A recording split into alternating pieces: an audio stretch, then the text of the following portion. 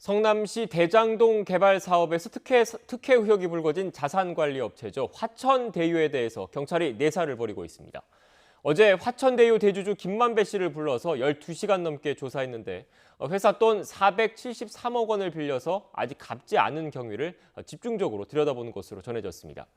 이와 함께 화천대유의 사내이사 이모 씨도 곧 소환해서 조사할 예정입니다. 경찰 수사 상황 취재기자 연결해서 자세히 알아보겠습니다. 홍민기 기자.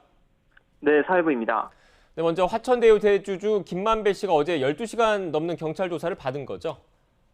네, 그렇습니다. 어제 오전 10시쯤 화천대유 자산관리의 최대 주주인 김만배 씨가 서울 용산경찰서에 출석했습니다.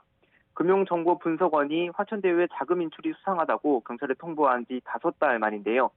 참고인 신분으로 출석한 김 씨는 논란이 불거져 송구하다면서도 불법은 없었다고 강조했습니다. 장기 대여금 명목으로 빌린 회사 돈 473억 원은 모두 운영비로만 사용했고 9월부터 갚을 계획이었다는 겁니다. 또 곽상도 의원의 아들이 퇴직금으로 50억 원을 받은 데 대해서는 업무 중 당한 산업재해 때문이라고 설명했습니다. 하지만 근로복지공단은 곽 의원의 아들이나 화천대유 측이 산업재해를 신청한 이력이 확인되지 않는다며 곽 씨의 퇴직금 50억 원은 산업재해와 무관하다고 밝혔는데요.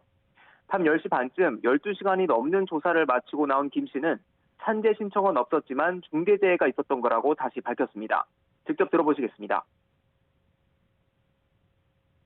산재 신청을 안 했는데 중재해를 입었어요. 그런데 본인이 그건 개인 프라이버시기 때문에 나중에 필요하면 본인이 제출할 것으로 보이는데.